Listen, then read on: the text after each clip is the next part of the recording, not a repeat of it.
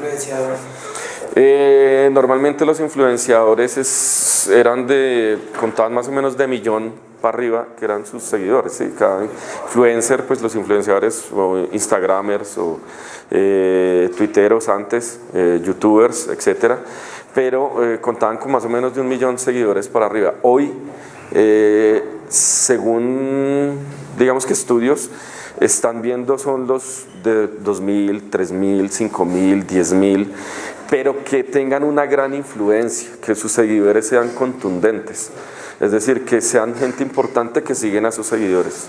Entonces están utilizando mucho esos microinfluenciadores porque están llegando al público específico que quiere cada producto, y esto no solamente es para la música, sino para todo producto, en toda agencia. Con eso me refiero a microinfluenciadores. Por ejemplo, no, sí, usted también. ¿Cómo estás? Buenos días. Quería preguntarte cómo se mide esa contundencia de la que hablas en esos influencers. La data, con la data, o sea, es decir, hoy en día ya todo te dicta, cualquier cosa la data te dice, o sea, si tú pautas en Instagram, si pautas en Facebook, si pautas en Twitter, si pautas en YouTube, lo que sea, la data te la arroja. O sea, detrás obviamente hay una estrategia digital y hay gente especializada, estudiada para hacer esas estrategias digitales. ¿A dónde voy a llegar? Mi público, ¿a dónde lo va a direccionar? Mi video, ¿a dónde lo va a direccionar? Es decir, mi video, voy a hacer una estrategia de lanzamiento digital donde quiero que llegue, si es música popular, a los que escuchan, si es un nuevo artista, entonces a los que escuchan Espinosa Paz, los que escuchan no sé qué. Entonces, a través de eso, la segmentación, eso te arroja datas. Y según el que le di clic, el que pasa más de 30 segundos, etcétera, la data te dicta eso. Eso es la data. O sea, hoy en día todo lo digital se puede medir, todo es eso, básicamente. ¿Sí? ¿Está bien? Sí. Pues eso era lo que decía César Gómez, que era precisamente que alguien que me escribió un correo, le respondí eso. Esas estrategias digitales, pues uno empieza con prueba y error construyendo una audiencia. Entonces uno empieza a crecer los fans, primero tiene 10, después 50, llega a 100, etc. Cuando ya llega un número relevante, puede ser de 1.000 para arriba, ya uno puede empezar a leer esos perfiles. Entonces ya le empiezan a arrojar, ¿no? Pues lo que está diciendo Taylor. Tantas personas vieron su video y a los 10 segundos lo quitaron. Tantas personas lo vieron completo. Tantas personas no se aguantaron el comercial. O sea, todo está medido en Instagram. La primera vez que me dijeron eso fue hace como 3 años y yo no lo podía creer.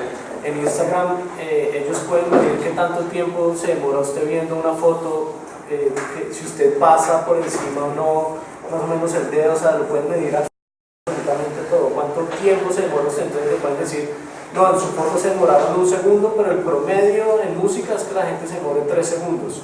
O sea, todo eso ya es absolutamente medido. Antes era más demorado porque usted tenía que hacer encuestas, tenía que esperarse a la respuesta del público, ahorita ya es así. Sí, inclusive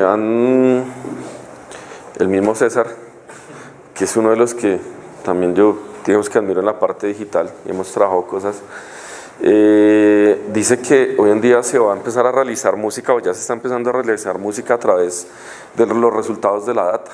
Es decir, el análisis de la data, quién lo hizo, y hagamos una música específicamente para esos resultados de la data. Increíble, pero es cierto, eso está pasando. Yo estaba haciendo mercado con un amigo en el ARA y empezó a sonar como un vallenato fusión tropipop. Nosotros como, ¿qué es esto? Dijimos, pues parce, la data. Alguien dijo, vallenato funciona, tropipop funciona, dele, y ahí está la canción. O sea, sí, es sorprendente, es un tema, pues es otro tema, pero es contundente ese tema de la data, y es como, poco me estaba acordando, había un chiste ahí como por redes de que uno iba a pedir algo y finalmente Google le decía que exactamente era lo que quería a través de toda la estadística que había tenido. Eso es un chiste, y que finalmente le dicen, de verdad, usted su pizza la quiere de esta manera, y uno dice, sí, pero es la realidad, la data lo dice todo hoy en día, todo, absolutamente todo lo que ustedes hagan dejan huella digital, y digamos que parte exitosa, complementando lo que vos estabas preguntando y vos estabas preguntando, y también tú, es la disciplina con que uno haga eso, porque pues puede estar ahí, pero si no hay una disciplina, no investigo, no me meto a hacerlo, pues no logro finalmente concluir qué es lo que quiere mi público o para dónde voy, ¿cierto? Es un poco eso lo que les quería comentar. Bueno, eso es lo que hice acá, es teoría. En Colombia, gracias a la Constitución y sus leyes, se garantiza la libre expresión y difusión de los contenidos de la programación, etcétera. Y bueno, ahí está, esa es la radiodifusión, ese es el significado. Realmente pues en muchas partes no pasa así, pero bueno, eso es política. Sin embargo, allá voy es a que en la radiodifusión no solamente significa el escuchar música, también hay muchas radios y está cogiendo mucha fuerza después de cierta edad la radio hablada. Hoy en día la radio hablada es importante. Mire que las radios están bajando, musicales, pero la radio hablada siendo importante. ¿Saben qué es radio hablada? La W, Blue Radio, la FM, sí, donde hay noticieros, etcétera, y normalmente esas emisoras son mixtas. ¿Qué mixtas? Pues que ponen música y también dan todo un tipo de magazines, de informes, de noticias y todo el rollo. Y ahí se ha dejado digamos que de promocionar los artistas, y todos se utilizan música, y muchas veces ha funcionado que a través de una emisora, simplemente por sonar ahí no sé, 20, 30 segundos que esté de fondo, funciona y la gente empieza a buscarlo. Me pasó que no lo creía hace 8 días, bueno, no les conté que yo estoy trabajando hoy en día con Codiscos también. ¿Saben qué es Codiscos? No. Es una compañía discográfica nacional que lleva más de 50 años en el negocio.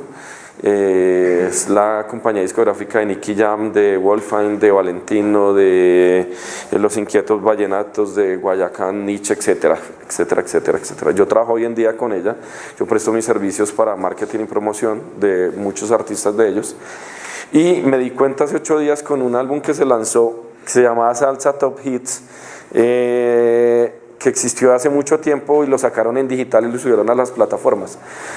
Pero se le hizo una mención con Julio Sánchez Cristio en la W, y cuando empezaron a llamar a pedir discos, a sacar lo que se encontraba en vinilo, que no sé qué, que dice más, y empezaron a hacer una reacción. Entonces yo me di cuenta ahí que todavía esas emisoras fuertemente están también contribuyendo a la promoción, que muchas veces lo hemos dejado de hacer, pero que todavía funcionan. Entonces, con eso me refiero a la radiodifusión. Entonces, cualquier cosa me van interrumpiendo y me preguntan. Vuelvo y repito, todo esto que les voy a echar es más, digamos que es información. La clasificación de las emisoras en Colombia, que es cubrimiento, tecnología, por su cubrimiento, por su tecnología, por su programación y por su gestión. Por la gestión directa e indirecta, ¿cierto? El servicio, este servicio lo presta el Estado a través de entidades públicas como RTBC. ¿Conocen qué es RTBC? Radiónica. ¿Han oído de Radiónica? Canal 13. Radio Nacional. Eso es lo que es RTBC. También las emisoras de la policía. Las emisoras del ejército que existen se llaman Colombia Estéreo. Esas son las de servicio como del Estado a través de eso, y son pues la gestión del servicio directo. Y la indirecta, el Estado presta ese servicio a través de personales naturales o jurídicas colombianas privadas previas a concesión otorgada por el Ministerio. Eso es básicamente los programas, digamos, del Canal 13 que están otorgados a terceras personas. Sí, el canal es la directa, pero la indirecta son los programas que están ahí por terceros, por programadoras, etcétera. Pregunta, Clever. Ahorita que menciona Radiónica y Canal 13, que tienen programas de música y dedicada a bandas emergentes y tienen una programación, etcétera. ¿Cómo logra uno un espacio ahí? ¿Cómo logra uno entrar a un programa donde hay uno, ¿cómo se llama? Resonantes, creo. Resonantes. o cómo logra uno estar en la clase del profe o etcétera, cómo se logran esa participación ahí. Bueno, eso iba más adelante, que está ahí dentro de la charla, pero digamos que respondiendo a eso, precisamente esta charla es de promoción artística y es a través de... hoy en día todo se puede autogestionado. Para mí lo importante, y para contestar en orden esa pregunta, es primero tener una base de datos de los medios de comunicación en Colombia. Es decir, hoy en día en internet ustedes pueden buscar una base de datos radial y encuentran toda una base de datos en el Ministerio de Comunicaciones donde te dicen exactamente dónde hay radios, cómo, dónde y cuándo en Colombia, en todo lado. Radios, televisión lo mismo, prensa lo mismo.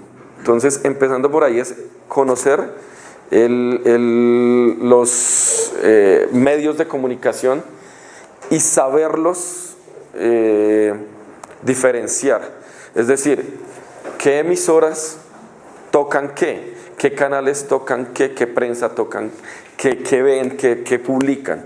Es decir, saberlos, seleccionar y conocerlos. Vuelvo y repito, hoy en día se pueden meter a internet y los conocen. ¿Con esto a qué me refiero? A que, pues, si yo tengo una banda de rock, no voy a llevar mi música a Radio 1, porque pues no la van a aceptar. Yo sé que son extremos, pero Radio 1 es una emisora súper popular. Pero es conocer los medios de comunicación primero que todo. Segundo, el tener esa base de datos significa también poder conseguir el correo, el teléfono de las personas encargadas, líderes de esos medios de comunicación. En este caso, Radiónica son más de 3 personas que pueden mandarles correos electrónicos, o el Canal 13 son más de 3 personas que le pueden saber y tener el conocimiento. ¿Sí me van a entender? Buscar eso, conseguirlo. Y lo otro es a través de un promotor o un jefe de prensa o un PR, que es gente especializada que durante los años se han encargado de tener esas bases de datos, de esa relación con toda la gente y poder llegarles a través de eso, ¿cierto? Entonces digamos que ahí son básicamente 2 maneras: la autogestión, que es tener los datos y llegarle e insistir, enviarles un correo, llamarlos, tratar de comunicarse y llegar a esas personas, o tener una agencia o un personaje que llegue y se les pueda pagar un dinero y que hagan esa gestión. Básicamente es eso. ¿Eso sí? ¿Contestaba más o menos? Bueno. ¿Se han entendido? ¿O no? ¿Todo bien? Por la orientación de la programación. Comerciales de interés público y comunitaria. Las comerciales son todas aquellas que son pues con ánimo de lucro, son privadas, es decir, RCN, la cadena RCN, la cadena Caracol, Blue Radio, o bueno, Caracol Televisión, que tiene Blue Radio, y La Calle, Todelar, la cadena Todelar, y otras independientes que hay por ahí. Las de interés público, lo que ya hemos hablado, RTBC, Radio Nacional, las del Ejército y las de Policía, o sea, son como, y Fuerza Aérea también, existen emisoras de la Fuerza Aérea y de la Marina también. Y las comunitarias son las que están en los barrios. ¿Conocen comunitarias? ¿Emisoras comunitarias? ¿Conocen acá? ¿Sí? ¿Sí conocen? Bueno, ahí. De Chía, la emisora de Chía. Sí, de Chía, por ejemplo las de Chía, las de Suba, las de Kennedy, Fontibón, o sea, hay una Engativá, hay muchas emisoras comunitarias ahí, existen esas, y esas también son regidas por el Estado, pero esas son sin ánimo de lucro, pero se lucran. Eso es otra clasificación, otra clase de clasificación, pero vuelvo y repito, eso es carreta, pero quiero que lo... Es teoría, pero eso lo pueden encontrar en internet, pero es necesario para todo lo que vamos a hablar ahorita. Digamos, planteando ya como un negocio, esto de la promoción, ¿qué beneficios obtiene una emisora o un medio digital con un artista? ¿Vamos a entender? O sea, uno como artista llega a esas emisoras a ofrecer la música, pero ¿cómo puede venderse uno? O sea, ¿cuál propuesta de valor puede poner uno sobre la mesa para decir, bueno, me conviene utilizarlo usted como artista por esto y esto y esto? El público. Por eso yo le digo que la historia que contar, tiene que haber una historia que contar, es decir, yo qué le voy a ofrecer a la emisora además de payola, ¿qué le puedo ofrecer? De verdad, o sea, en teoría, ¿qué le puedo ofrecer? Es el público. Es decir, alguien voltea a mirar es porque ese artista está jalando público, hoy en día. ¿Sí me van a entender? Hoy en día es así. Perdón, yo pongo tanto el ejemplo de Apolo 7, pero es que así sucedió. Es decir, cuando Apolo empezó a llevar público, a jalar, a ver que tenía una comunidad, se fijaron en él porque eso les sirve a la emisora. La emisora vive, digamos, radioactiva, vive de vender pues todas sus pautas, sus comerciales y todo el rollo a un público específico. Entonces, ¿qué le puede ofrecer? Es el público, los fans. Eso específicamente es. Vale, complemento ahí poniéndole otro ejemplo. A mí, como yo tengo pues, una buena relación con los productores de Paco, de Estereopini puntualmente, muchos artistas llegan como, bueno, Santi, ¿qué hay que hacer para estar en el Estereopini? Yo veo la banda y digo, trabajar. Usted todavía está a 2 años de estar en el Estereopini, pero ¿por qué? Si mi música es buena, yo merezco una oportunidad, yo sé que si estoy en ese espacio a la gente le va a encantar, que no sé qué. Pues yo lo estoy pensando del lado del promotor. Lo que les decía ahorita, no basta con que las canciones sean muy buenas.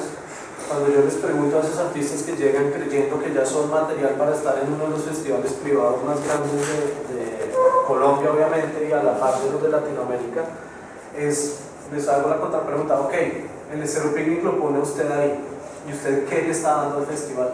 No, pues mi música y mi puesta en escena. Es que usted no tiene público. Y esa gente lo que necesita es vender boletas.